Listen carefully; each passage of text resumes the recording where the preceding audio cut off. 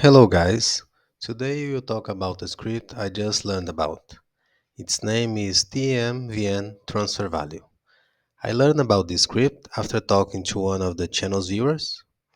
He told me about the script in a comment to this video,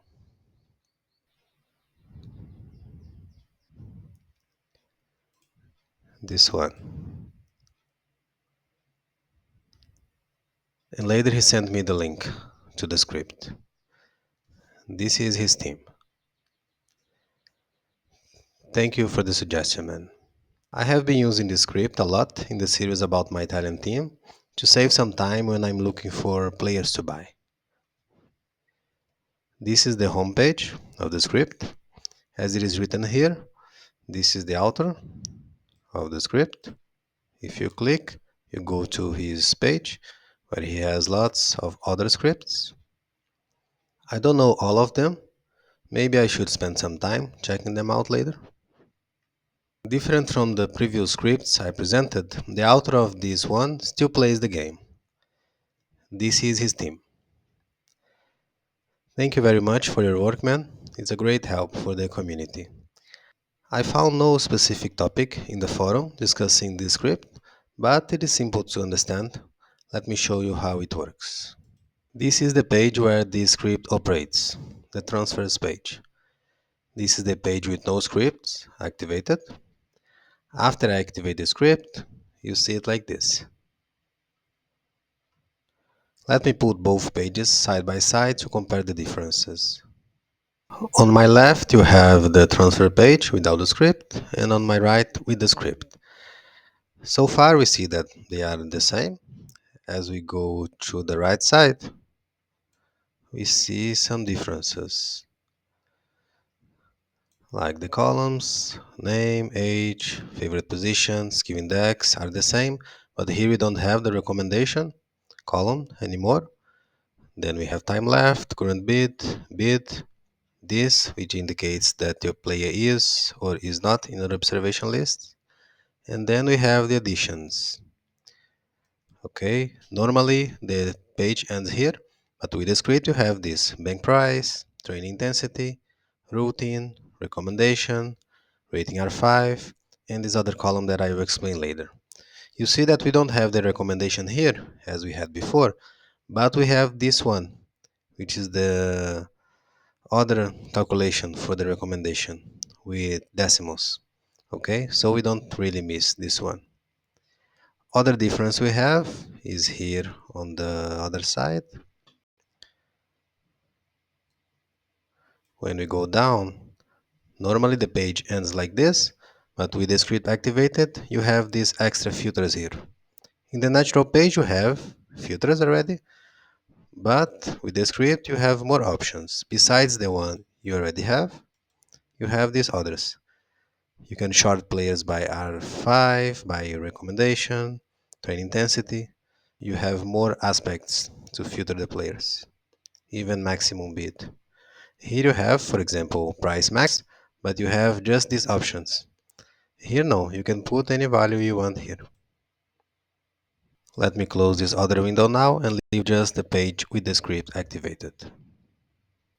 If you don't understand any of these columns, ask me in the comments and I can explain more about them. They are very basic points in the game. This last one that I left for later, it's simply the ratio between the current bid and the bank price. For example, in this case, if you divide this amount here by this one, you get approximately this amount, 4.8. Sometimes you see that no value appears, like for this one and this one, these two here. This is because the bank price is over the current bid, then they don't show anything. Okay? In this case, the bank price is just like the value here. Here it's a bit different, but it's close to 1. Okay, then they show 1. They only don't show when the bank price is higher than the current bid. For all the other ones, they calculate. I think this script is very useful for applying the sell to agent strategy, as you have the bank price and this last column comparing the bank price and the current bid. It can save you some time. You don't need to open the player's profile and check one by one. You can eliminate many of them just by checking these two values. It can also be useful for generally searching for players, not just for the sell to agent price. Pieces of information like the R5, the routine, and the trade intensity may save you a lot of time.